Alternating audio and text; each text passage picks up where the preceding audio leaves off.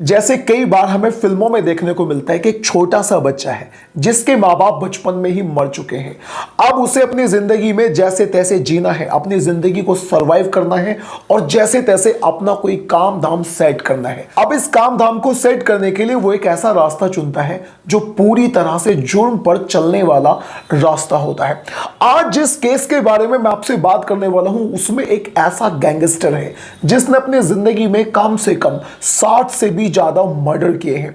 उसके मर्डर करने के तरीके अगर आप सुनेंगे तो आप भी बिल्कुल खौफनाक स्थिति में आ जाएंगे। एक ऐसा मर्डरर, एक ऐसा गैंगस्टर जो हर मर्डर को करने के बाद दूध से नहाया करता था। तो hello and welcome back, my name is Neeraj Sharma और इस केस की पूरी डिटेल्स आप तक पहुंचाने के लिए मैं आपको लेकर चलता हूं बांग्लादेश में। तो बांग्लादेश में एक जिला लगता है झालोकाठी जिला और उसी में गांव है मदारगोना गांव। वहीं पर रहने वाला एक व्यक्ति जिसका नाम था इरशाद सिकदर।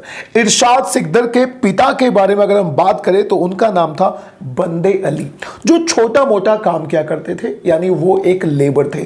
जैसे तैसे छोटे मोटे काम को करके वो अपना जीवन चला। लेकिन जब इरशाद की उम्र 15 साल की हो गई तो फिर वो उसे अपने पैतृक गांव यानी जहां पर इरशाद का बर्थ हुआ था उसे वहीं पर लेकर जाते हैं और उसका नाम था खुलना डिस्ट्रिक्ट। बात करें अगर इरशाद की मां के बारे में तो इरशाद की मां के बारे में बहुत ज्यादा जानकारी तो नहीं है, लेकिन ऐसा माना जाता है कि इरशाद की मां की इरशाद के सामने ही किसी बीमारी की वजह से मौत हो गई थी।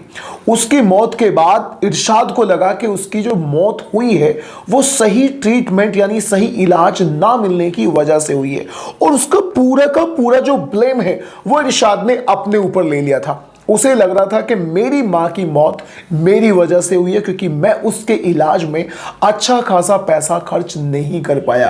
अब यहीं से यानी अपनी मां की मौत के बाद वो डिसाइड कर लेता है कि मुझे जिंदगी में अमीर बनना है, मुझे बहुत पैसा कमाना है और अपनी लाइफ में कोई भी ऐसा मोड़ नहीं आने देना कि किसी भी इंसान को मुझे खोना पड़े, वो भी पैसों की कमी की वजह से। अब इसी ही पैसा कमाने के प्रोसेस में सबसे शुरुआत में वो वहीं पर यानी खुलना डिस्ट्रिक्ट में ही छोटे मोटे काम धंधे करना शुरू कर देता है। छोटी मोटी मजदूरी करता है, कभी ठेले लगाता है, तो किसी के छोटे मोटे प्लास्टर जैसे काम को भी वो करने से बिल्कुल भी नहीं कतराता। लेकिन वो समझ चुका था कि ये छोटे मोटे पैसे कमाने के बाद आखिर उसकी जिंदगी में क्या ही होने वाला है। अब एक दिन वो रेल से कहीं पर जा रहा था तो उसका मौका लगता है एक इंसान की ज्वेलरी को चोरी करने का, यानी कोई ज्वेलरी थी उसे चोरी करने का उसे मौका लग जाता है। वो बिल्कुल मौका ना गंवाते हुए उसे चोरी कर लेता है और यहीं से उसे लत लग जाती है, यानी उसे ये बहुत ज्यादा आसान काम लगता है कि क्यों ना मैं चोरी करके चोरी किए हुए सामान को बेचकर पैसा कमाना शुरू कर दूं। अब उसने यही काम करना शुरू कर दिया। धीरे धीरे देखते ही देखते उससे कई सारे और भी लड़के उसी की एज के मिलना शुरू हो जाते हैं और देखते ही देखते वो अब अपना एक गैंग बना लेता है और उस गैंग का नाम रखता है रंगा चोर।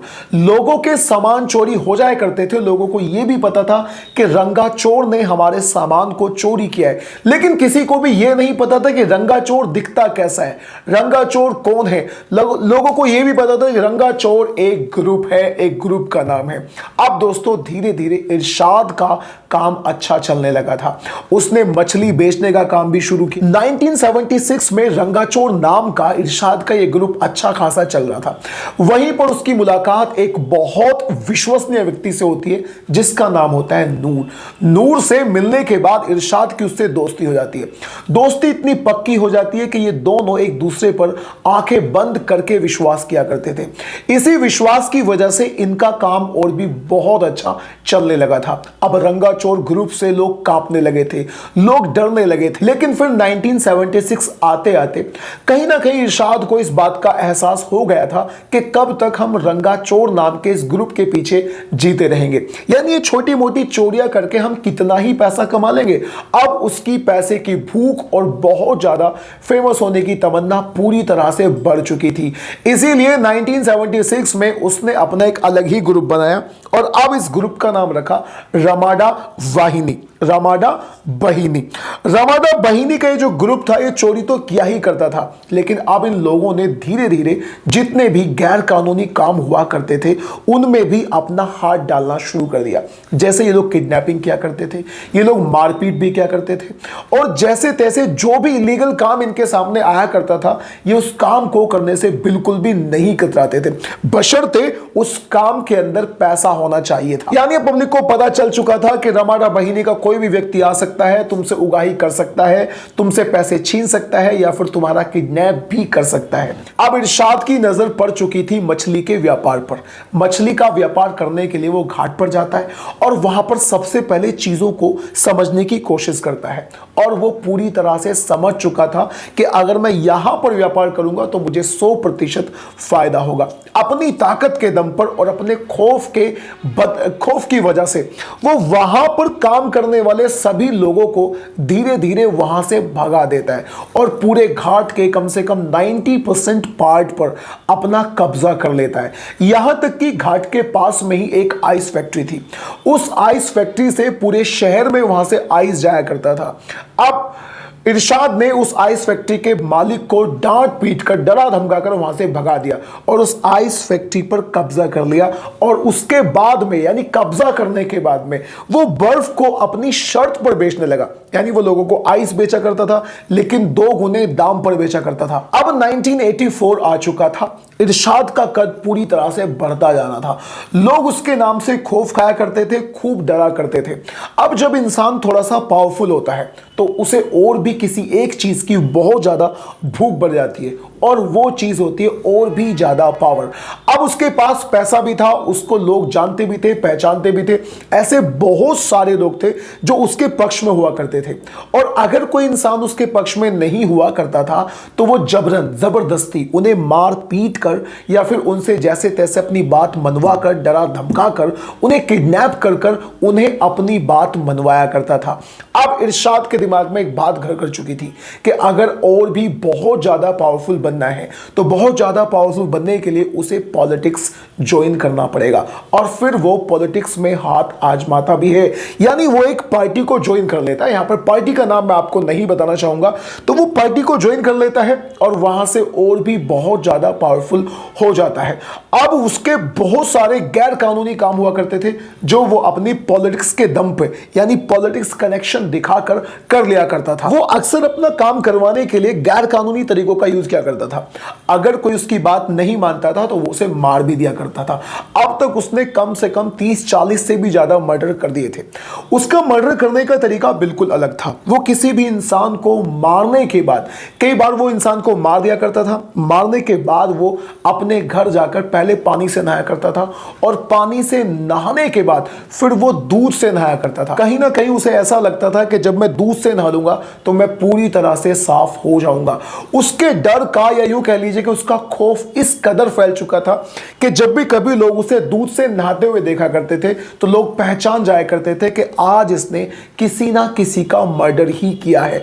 कुछ लोगों का तो यह भी मानना है कि वो इंसान को ऐसे पहले मारा नहीं करता था, वो किसी भी इंसान को एक बोरी में बंद किया करता था, उसे पानी में लेकर जाया करता था और उस बोरी में यानी सबसे पहले उसे अधमरा किया करता था, यानी पूरी तरह से ना मारकर उसे बहुत ज्यादा पीट कर बोरी में बंद करके और उस बोरी में सीमेंट डालकर वो उस बोरी को इंसान के साथ में पानी में डाल दिया करता था। वो बोरी नीचे जाया करती थी, कभी ऊपर वापस नहीं आया करती थी क्योंकि उसमें वेट पहले से ही बहुत ज्यादा हो जाया करता था। इसी तरीके से उसने जितने भी मर्डर किए थे तो उसके बहुत ही कम मर्डर्स का लोगों को पता चल चुका था। यानी किसी भी इंसान को उसने कितने मर्डर किए हैं इस बात का पता नहीं चलता था क्योंकि किसी को सबूत ही नहीं मिलता था, पता ही नहीं चलता था कि किस इंसान को कहां पर कैसे मारा है। और जब उसने वो आइस फैक्ट्री खरीद ली थी तो उसका काम और भी बहुत ज्यादा आसान हो गया था।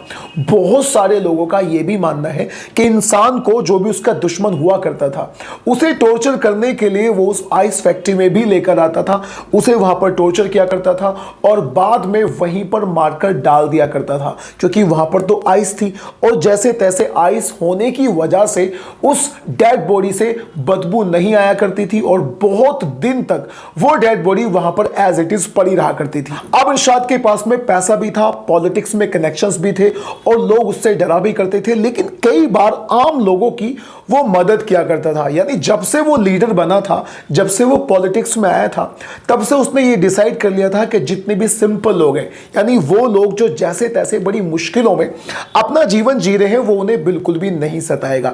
इनफैक्ट वो उन लोगों की बहुत ज्यादा सहायता किया करता था।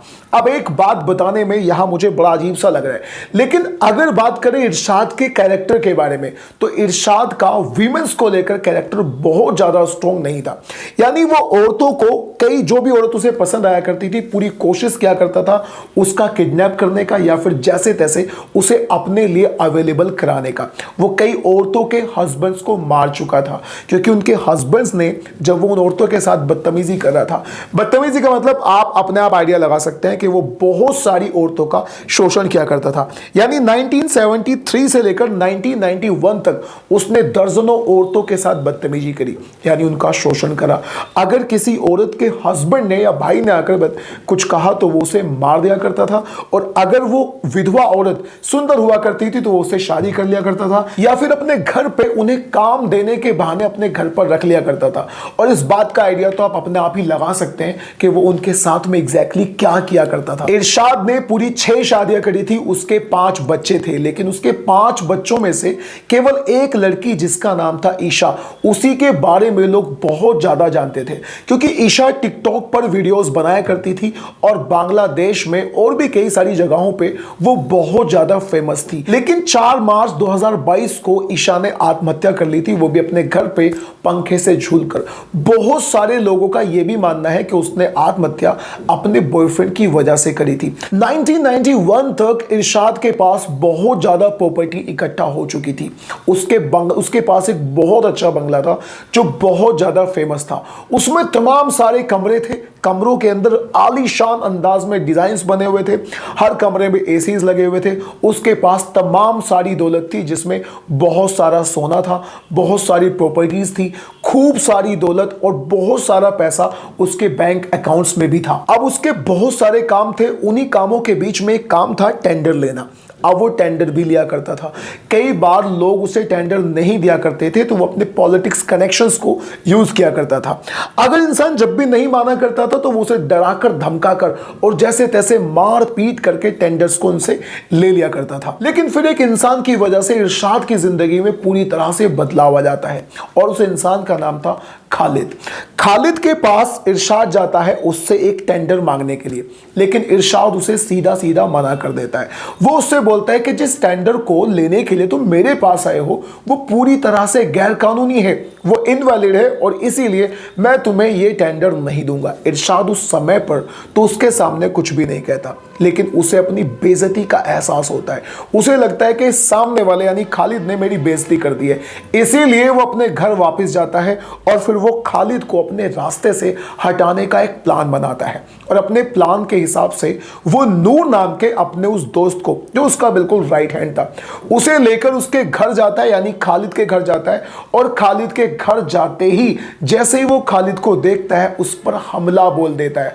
अभी तक नूर को लग रहा था कि हम उसके घर जाएंगे और कोशिश करेंगे उससे टेंडर को लेने की, यानी उसे जैसे तैसे मनाएंगे, लेकिन यहां पर सीधा सीधा इरशाद ने उसके ऊपर हमला बोल दिया। जैसे इरशाद ने उसके ऊपर हमला किया वो बेहोश हो जाता है। फिर इरशाद उसे पैरों से घसीट कर बाहर लेकर जाता है, एक बड़े से ईंटे से उसके सिर पे बहुत सारे वार करता है, फिर उसकी छाती पर बैठकर खंजर से उसकी छाती में कई बार वार करके उसे मार डालता है। इसी बीच नूर, जो उसका दोस्त था, राइट हैंड था, वो यहां से भाग चुका था क्योंकि वो पूरी तरह से डर चुका था। अब उसकी बॉडी को गाड़ी में डालकर जो इरशाद था वो नदी में ले जाकर एज इट इज छोड़ देता है, क्योंकि कहीं ना कहीं उसे लग रहा था कि मैं ऐसे ही छोड़ दूंगा और इसे एक एक्सीडेंट का रूप दे दूंगा, किसी को पता भी नहीं चलेगा कि ये हत्या मैंने करी है। लेकिन कहीं ना कहीं इरशाद की ये सबसे बड़ी गलती थी, क्योंकि खालिद के मर्डर के बाद कुछ लोगों को इस बात की भनक पड़ चुकी थी और पॉलिटिक्स में कुछ ऐसे लोग भी थे जिन्हें इरशाद के पिछले किए हुए सारे मर्डर्स के बारे में पता चल चुका था। अब तक जिस पार्टी में वो काम कर रहा था, यानी इरशाद जिस पार्टी में काम कर रहा था, उस पार्टी के सुप्रीमो जो बड़े लीडर्स थे, उनको भी उसके इस काले चिट्ठों के बारे में पता चल चुका था और उन लोगों ने इरशाद को अपनी पार्टी से निकाल दिया। 1999 में इरशाद को अरेस्ट कर लिया जाता है और उसे अरेस्ट करने के बाद उसके खिलाफ जो गवाही देने के लिए आता है, आपको यकीन भी नहीं होगा, वो कोई और नहीं बल्कि उसका राइट हैंड नूर ही था। असल में जब नूर ने उसके साथ ज्वाइन किया तो नूर उसमें अपनी तस्वीर देखा करता था। नूर को लगा करता था कि ये भी गरीब है, मैं भी गरीब हूं, जैसे तैसे हमें जिंदगी में पैसा कमाना है। लेकिन जब इरशाद एक पॉलिटिशियन बन जाता है तो पॉलिटिशियन बनने के बाद उसके काम धाम करने के तरीके नूर को पूरी तरह से नापसंद आने लगे थे। यानी वो बिल्कुल भी नहीं चाहता था उस तरह के काम करना जिस तरह के काम अब इरशाद ने करना शुरू कर दिए थे। यानी जब उसने खालिद की हत्या होते हुए देखा तो वो पूरी तरह से चकनाचूर हो गया, टूट गया और उसने वहीं से मन बना लिया था कि मैं इरशाद को पुलिस में पकड़वाऊंगा, उसे अरेस्ट करवाऊंगा और मैं ही उसके खिलाफ गवाही भी दूंगा। अब पुलिस ने जब इरशाद को अरेस्ट करा तो उसके जितने भी ठिकाने थे उन पर छापेमारी भी करी। छापेमारी में पुलिस को बड़ी संख्या में तमाम सारे हथियार मिलते हैं, पिस्टल्स मिलते हैं, यहां तक कि गोला बारूद मिलती है और कई सारी तलवारें मिलते हैं। कई सारे वो भी इनवैलिड यानी गैर कानूनी पेपर्स भी पुलिस वालों को छापेमारी में मिलते हैं। इरशाद ने अब तक कम से कम 60 से भी ज्यादा मर्डर्स किए हुए थे और उन 60 मर्डर्स और गैर कानूनी कामों की वजह से, यानी वो इन सभी कामों में अपराधी पाया गया था, तो उसे 4 बार उम्र कैद की सजा मिली थी। 4 बार उम्र कैद की सजा मिलने के बाद 9 मई 2004 को उसे फांसी दे दी गई, क्योंकि उसके जो कारनामे थे वो बहुत ज्यादा खतरनाक थे। वहां के पॉलिटिशियन और बड़े अफसर्स इस बात पर बहुत ज्यादा जोर दे रहे थे कि इसे जल्द से जल्द फांसी दी जाए, इसीलिए 9 मई 2004 को उसे फांसी दे दी जाती है। जब वो जेल में था तो उसके पास कई लोग उससे बातचीत करने के लिए आया करते थे। उसकी सबसे पहली बीवी उसके पास आती है और वो उससे बोलता है कि तुम्हारी वजह से अगर तुम मेरी अर्जी यानी मेरी याचिका को बहुत अच्छे से राष्ट्रपति के यहां जाकर लगाती तो शायद मेरी फांसी बच जाती। वो अपनी उस वाइफ से शुरू में बोलता है कि तुम बताओ, तुम्हें क्या लगता है मुझे फांसी होएगी? तो वो उसकी पत्नी उसका मन रखने के लिए उसे बोल देती है कि नहीं नहीं, हम बातें कर रहे हैं, बड़े बड़े अफसरों से हमारी बातें हो रही है, तुम्हें फांसी नहीं होगी। जिसके जवाब में अब तक इरशाद को पूरी तरह से पता चल चुका था कि उसके साथ क्या होने वाला है। तो वो अपनी उस पत्नी से बोलता है उसके जवाब में, उसकी बातों के जवाब में, कि तुम झूठ बोल रही हो, मुझे पता है कि मुझे फांसी होगी और मुझे किस अंदाज में मौत मिलेगी इस बात का मैंने पिछली रात सपना देखा था और मुझे पता है कि 100% मुझे फांसी होगी ही होगी। तो 9 मई 2004 को उसकी फांसी हो चुकी थी। और दोस्तों, this is all about the case of Irshad Sikdar. ये पूरा मामला था। आप मुझे बताइएगा कि इस केस के बारे में आपकी क्या राय है। Whatever you want to say about this case, please tell me in the comment box. Do tell me in the comment box. और अगर आपको क्राइम स्टोरीज, क्राइम डॉक्यूमेंट्रीज और क्राइम वेब सीरीज को सुनना अच्छा लगता है तो do subscribe to this channel.